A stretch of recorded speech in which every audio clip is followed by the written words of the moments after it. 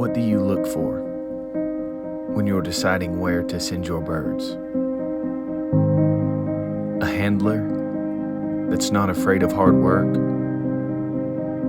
A team that understands you spent your hard-earned money to see what your birds are made of, and for that reason will leave nothing to chance? Or a loft that is not overcrowded, fresh water daily, or just good old-fashioned integrity?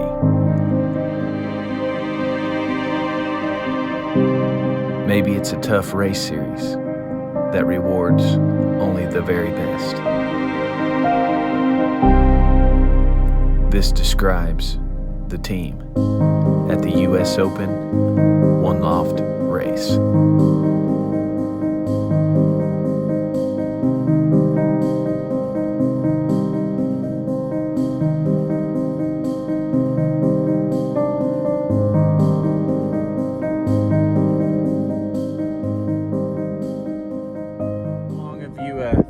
Been racing pigeons? I've been racing pigeons since I was 13 years old, 1963. So I've had them off and on a couple of years when I was in college, though I did have some that I trained to fly back from Denton to Dallas, and I did boomerang homing pigeons. I'd turn them loose in Dallas, and then I'd try and see if I could beat them back up to Denton. It's about 25, 28 miles. Most of the time I could, because they were flying into a headwind, but some days I didn't. So that was an interesting experience, to teach birds to sleep in one place and go to eat in another. And then I'd turn them loose after they ate, they'd go back to Dallas. Yeah. You remember the first race you ever won? I do. It was a 200-mile race. Must have been about 1965, but I still remember the bird's band number, 269, and he was banded for a futurity race, and so the North Texas Futurity. So a month or so later, they had the North Texas Futurity, and he was the only bird I had to enter in the Futurity. And so all my mentors, two older guys, I was just 13, 14 years old, 15 maybe, and they were grown men with families, but they treated me like one of them. And so when they had a Calcutta with all of the birds, and when they came to my bird, well, I was hoping to buy it for, pretty cheap, 4, 5, 10, 15 bucks. Well, one of the guys was sitting a couple of rows in front of me, and another one was sitting a couple of rows behind me, and one of them would say, that bird's already won a couple of races. The bids just kept going up and up. I was really mad at them too. Wow. But it was good fun. Yeah. For sure. So what got you started in this one loft thing? Well, Larry and I have both toyed with the idea for quite some time, and a gentleman that lives down in Florida now had this actual loft, and just about 4 miles over here, 3 miles, and so he decided he was going to move to Florida, and so we bought the loft off of him. And if you can believe it, Larry moved the entire loft over here all by himself. He would cut it into sections, jack it up on a trailer, put the trailer under it, boom it down, and drive it over here. Put pipe rollers under it, roll it off into place, jack it up, and tie it together. But he moved every one of these buildings entirely by himself. He is a heck of an engineer. Wow. So if you had to give us your vision for what you wanted the US Open One Loft race to be 10 years from now, what would you say that probably would be? I want it to be the biggest and most prestigious win in the United States. I want this race to represent honest, hard-working pigeons and typically a headwind race, and I want them to be the best pigeons that can win a one loft race. And I want the owners of those birds to know that they are the owners of the best pigeons in one loft racing, because we're going to have that kind of a race and that kind of a race series. We're going to make sure that the best ones come forward and that it's no fluke that these birds, the winners, are the winners. They're going to have the bloodline, they're going to have the performance, and everybody will know that these are the best pigeons in the country. The ultimate goal of a handler should be to have the birds in the absolute best health that they can be in and have them adequately trained so that they can give their best performance. So what do you think separates the U.S. Open one loft race course from all the other one loft races? Well, we endeavor to try and put on races that will challenge the birds. A lot of one loft races advertise that they get very good returns, and they do, but the races are not very challenging. They're 15, 16, 1700 yard a minute races, and yeah, the birds all get home within 20 minutes, all several hundred of them. It's not very good competition. I mean, on races like those, I mean, it's just like almost you get a tailwind, it just like blows the birds home in one big group, and you don't really get to see what blood is doing what. You don't get to see what bird has the guts to perform into a headwind for 5, 6, 7, 8 hours. It takes a bird with a heck of a lot of stamina and a lot of heart to be able to do that. And we're going to have the kind of races, and we do have the kind of races that actually provide those kind of birds with a chance to really perform. See, that's what Richard, that's what caught my attention about the U.S. Open is everywhere I looked on the site, it was tough. This race is tough, and you know that just kept my attention, because you know I want a bird, if he wins, I want him to earn it. Yeah. I don't want a bird that just blew home and happened to get caught first. You know, so I like that. I like the mentality. And I'm looking forward to this race season. All right, so Richard, tell me what it looks like when a bird shows up at the U.S. Open. Okay, when birds first arrive, they go into the quarantine loft, and we vaccinate them for PMV. Excuse me, and then we settle them in, make sure that group of birds is fully familiar with getting out in the settling cage, and before we give them open loft and let them find their way. And then the next group of birds that comes in with the next couple of weeks, we move them into a new pen. Of course, they again go into the quarantine area, make sure there's no sick ones. We give the birds something in the water to acidify it. There's several good products out there, and we give them a probiotic and vitamins, and we make sure that there's no sick birds anywhere. If one does turn up that way, well, we get them back over in the quarantine loft, or we put them in a separate pen all by themselves so that they can't infect anything else. But we've been pretty fortunate here this last year, and we've not had hardly any sick birds. We are out here in an area where there's hardly any other buildings even, so the birds orient to the loft pretty easily, and we don't lose many off the way. And then we try to start training when the birds are 6 to 7 months old, about 6 weeks to 8 weeks before we have our actual race. And we're of the opinion that you should build up to a crescendo. The birds should be trained to a rhythm. If they mess up and you don't get what you think is a good return, drop back, start over. But get a rhythm going. Take them every day, every other day, till you got them out to 50, 60 miles, and they're coming just like you want them to. When you kick them out, they don't even circle, they go. And they go in the right direction, they know what they're doing. And guys who have handled pigeons a long time understand, especially young birds, there's a training rhythm to it, and you get them coming, and once they're coming, don't stop. If you have to stop because of weather or something, then you need to drop back, build back up. And that's the key to being successful with young birds, is and don't feed them too much.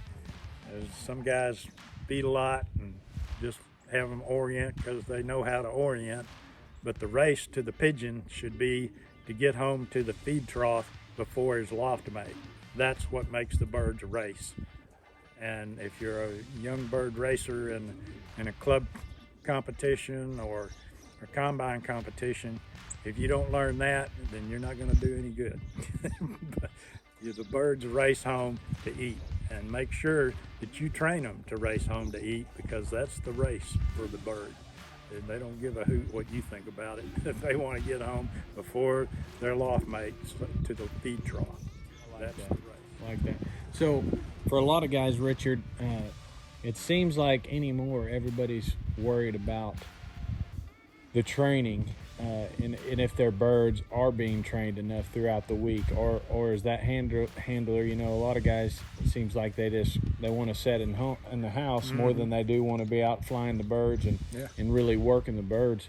So tell me a little bit about what an average week looks like at the U.S. Open. Average week at the U.S. Open is the birds will be trained on a good week 5 days a week, 6 days a week, if the weather is permitting. And some weeks if it's raining, of course, they're not ducks. We don't make them fly in the rain, and they can't fly very far in the rain, but we make sure that when the weather is permitting, we get them down the road.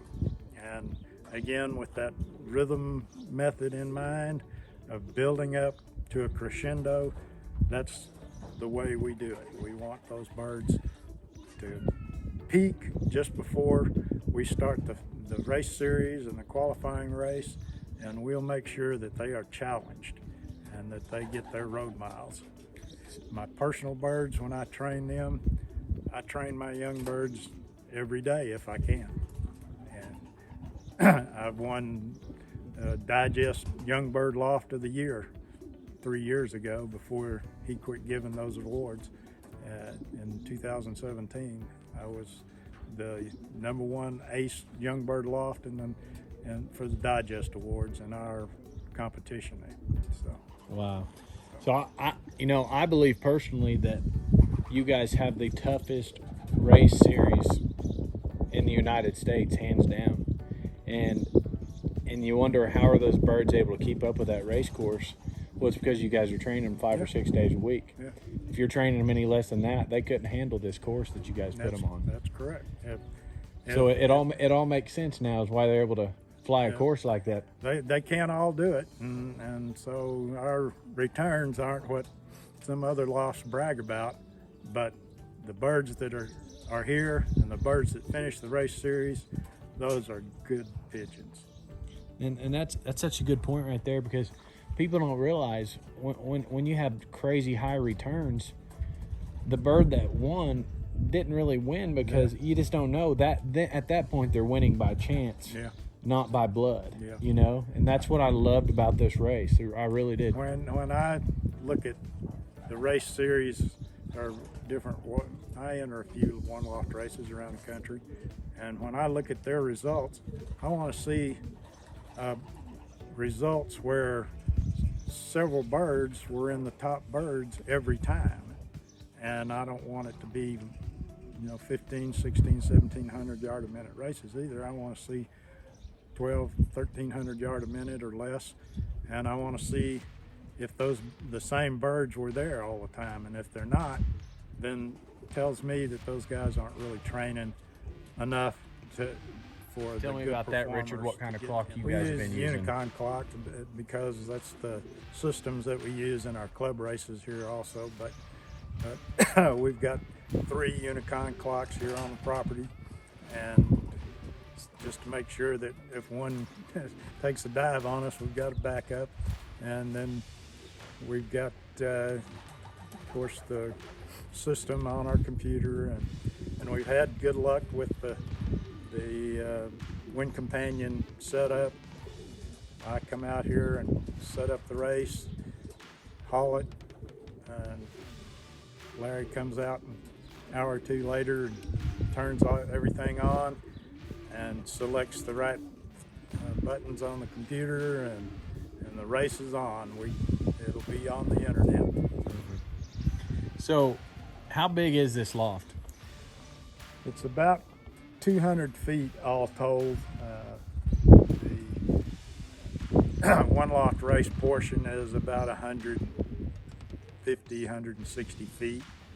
As you can see, we've got about 10 pins that we can keep arrivals separated in as they come in, get them oriented and out in the settling cage, and don't have to put them all out at the same time. That way the strong flyers don't carry off the ones that just got here. And so, as I mentioned before, we're pretty lucky with not losing very many off the loft. Even when a hawk comes by and gets them up, there's not many other buildings within half a mile or a mile or so. So it's pretty easy for them to find their way back. How did you come to build a team that worked so good for a one loft race? Well, Larry's as good a pigeon guy as there is. He knows how to feed, he knows how to train, and trust me, when I'm competing against him, my birds against his birds in the club race, it's a coin toss every week, which one of us is going to win. So you guys decided to go in as partners. Yeah. That way you can be on the same team for once. That's absolutely correct. And we're really good friends, and Larry has the best heart of any human being I ever ran across. He'd do anything for you, and we're good friends, and he takes care of the birds pretty much on a daily basis and does the short distance training. And once the distances get on out a little ways, I'll haul the short races, and then we have a very competent gentleman that we hire that's a driver for a couple of the car dealerships in town, who's hauled several races for us in the last couple of years, club races and one loft races. So we've been very fortunate to find people who will haul our races for a very reasonable fee.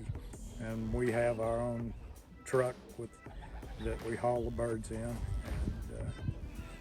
and Larry and I purchased that together 3 years ago, and he's done some of the modifications to it. He's, again, the engineer around here. He does all the building and creates everything.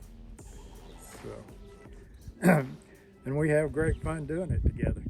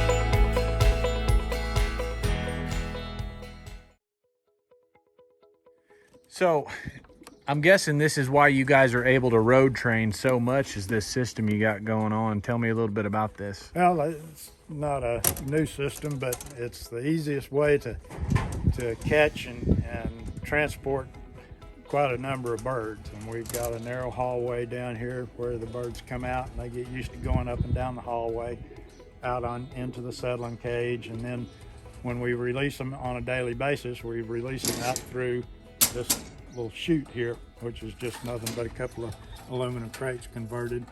And on training every morning that they go, we take loose the door here, back the truck up to it, and you can see there's a door in the back of the truck, and we just take a couple of hooples and run them into the training crates and out into the truck, and you can catch 300 birds in 10 minutes.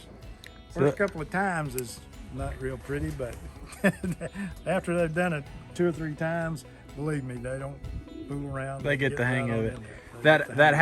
This has to play a big role in your guys' success. And I know there's other lofts that have the similar setup, but your guys is so efficient that you can road train as many times as you want in a week.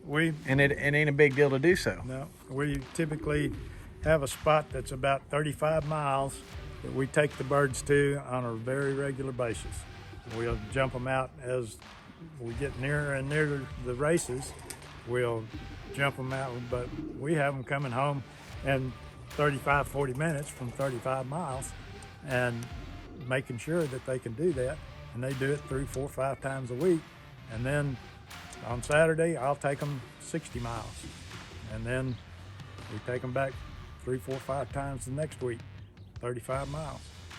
The next Saturday, 75 miles, 80 miles. They come in, but they get in a rhythm, and they want to get home to beat that loft mate to the feed trough. And that's, again, what they race for. And once we've got those birds coming, when I take them 80 miles, open the chute, they don't even circle. I know they're ready to go to 150 to the activation race, which is 100 miles.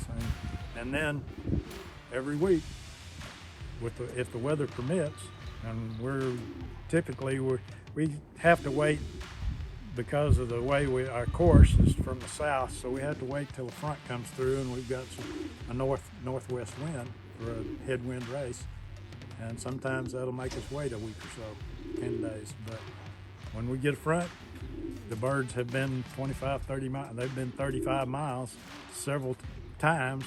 The preceding days, we get a front, they go to the next race, and those birds know what they're doing. And again, they can't all. A lot of birds can't stand up to that kind of a thing, but the ones with a lot of heart and a lot of guts, they can do it. And it's not we've got a loft full every year that can do it. And every one of the birds that makes it home on the last race is a very fine pigeon, I can tell you that. Incredible. Box perches throughout, they're 10 by 10. And I actually had a gentleman last year call me and asked me, said, "You know why I chose your race?" He says, I said, "No, why? Because it's so tough." And he said, "No, because you got box perches everywhere." Said, "I don't like those perches that are just a little V." Said, "In your loft, the bird gets his perch, he can come home, lay on his wing, and rest. The ones on the V can't really rest."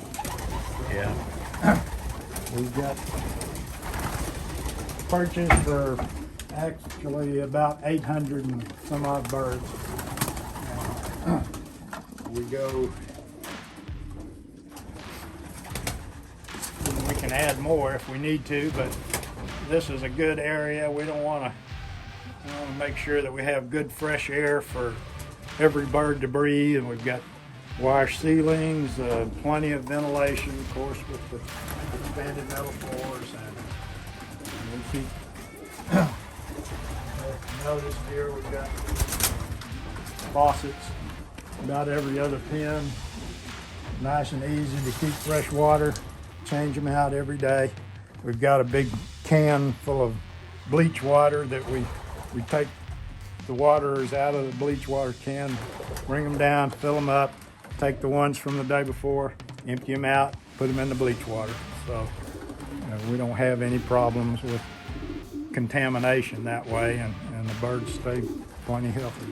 Again, we put a little bit of some kind of an acidifier in the water, keeps them from builds up good gut bacteria and builds up their immunity. That is the key to keeping good, healthy young birds from all over the country, is to get their immunity built up so that they can withstand having a bug introduced from someplace that they had never seen before or hadn't experienced before. Yeah, every bird that comes in is bringing his own little world with him. Bringing something with them that some other bird had never seen. So our intent is to build up their immunity with probiotics and some sort of acidifier in the water and builds up good gut bacteria. If they get some kind of a bacteria that they hadn't seen before, their body can handle it.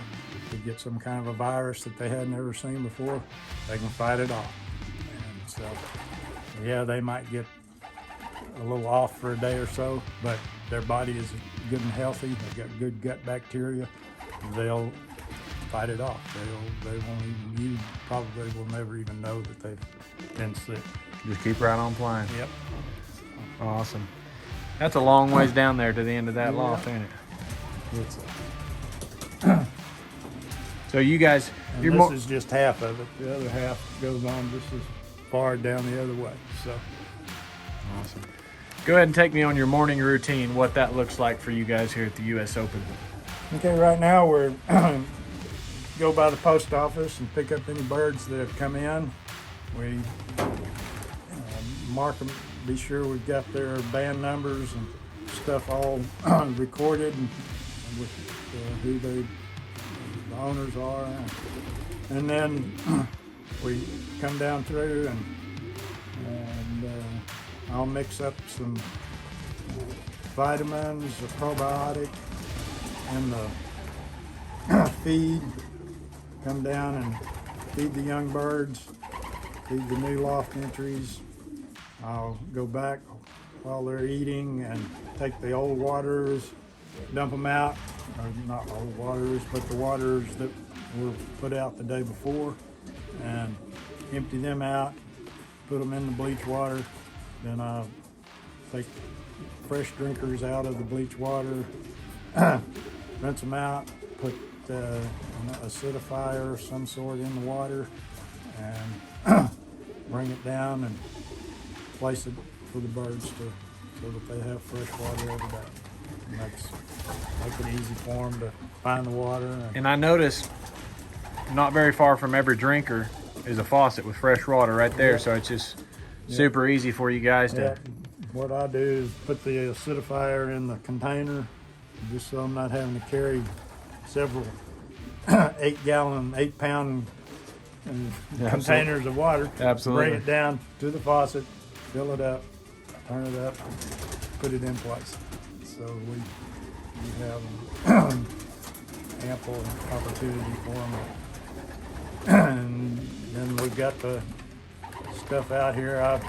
I brought 13 birds from Mammoth Loft out the other day, and I'm sure the owner must have had similar drinking fountains, but I didn't even have to show them where they were. I put the birds out on the floor. Some of them flew up to the perch, but most of them went right straight to the drinker, got a drink, then flew up to the perch. So they find it very easily. And of course, when the other birds are drinking out of it, they catch on pretty quick. But we keep an eye on it, make sure they all know how to drink. And it's easy to see the symptoms of them being thirsty if they're a little sleepy-eyed. So we make sure that they are all showed where the water is if they need to be, but most of them don't need to be. They're all pretty adept at that. So. Perfect. Awesome. Awesome, man.